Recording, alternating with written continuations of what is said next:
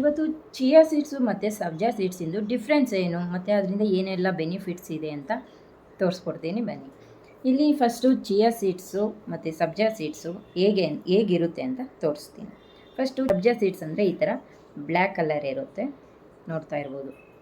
ಈ ಥರ ನೋಡೋಕ್ಕೆ ಫುಲ್ಲು ಬ್ಲ್ಯಾಕ್ ಆಗಿ ಕಾಣುತ್ತೆ. ಇದನ್ನು ಸಬ್ಜಾ ಸೀಡ್ಸ್ ಅಂತ ಹೇಳ್ತೀವಿ.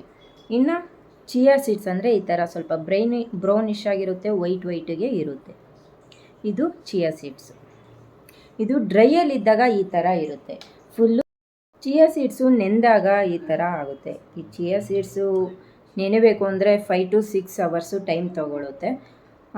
ಇದ್ರ ಬೆನಿಫಿಟ್ ಬಂದುಬಿಟ್ಟು ಹಾರ್ಟ್ ಹೆಲ್ತಿಗೆ ತುಂಬಾ ಒಳ್ಳೆಯದು. ಮತ್ತು ಸಬ್ಜಾ ಸೀಡ್ಸ್ಗಿಂತ ಒಮೆಗಾ 3 ಜಾಸ್ತಿ ಇರುತ್ತೆ ಆ್ಯಂಡ್ ಪ್ರೋಟೀನ್ ಕೂಡ ಇರುತ್ತೆ. ಇನ್ನು ಸಬ್ಜಾ ಸೀಡ್ಸಲ್ಲಿ ಯಾವ ಥರ ಇರುತ್ತೆ ನೆಂದಾಗ ಅಂದರೆ ಈ ಥರ ಇರುತ್ತೆ, ನೋಡ್ತಾ ಇರ್ಬೋದಲ್ಲ. ಈ ಥರ ಕಾಣುತ್ತೆ, ತುಂಬ ಚೆನ್ನಾಗಿರುತ್ತೆ.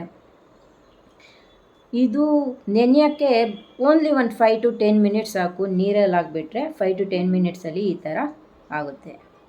ಮತ್ತು ಸಬ್ಜಾ ಸೀಡ್ಸಿನ ಬೆನಿಫಿಟ್ ಏನು ಅಂತ ಹೇಳೋದಾದರೆ, ಇದರಲ್ಲಿ ಬಾಡಿನ ತುಂಬಾ ತಂಪಾಗಿ ಇಡುತ್ತೆ ಆ್ಯಂಡ್ ಬಿಸಿಲಲ್ಲಿ ತುಂಬ ಒಳ್ಳೆಯದು ಇದನ್ನು ತೊಗೊಂಡ್ರೆ. ಮತ್ತು ಇದರಲ್ಲಿ ಫೈಬರ್ ಜಾಸ್ತಿ ಇರುತ್ತೆ, ಹಾಗೆಯೇ ಐರನ್ ಅಂಶ ಮತ್ತು ಕ್ಯಾಲ್ಶಿಯಂ ಕೂಡ ಇದರಲ್ಲಿ ಇರುತ್ತೆ. ಇದನ್ನು ಯಾರು ಬೇಕಾದರೂ ಯೂಸ್ ಮಾಡ್ಬೋದು, ಈವನ್ ಮಕ್ಕಳಿಗೂ ಕೂಡ ಕೊಡ್ಬೋದು.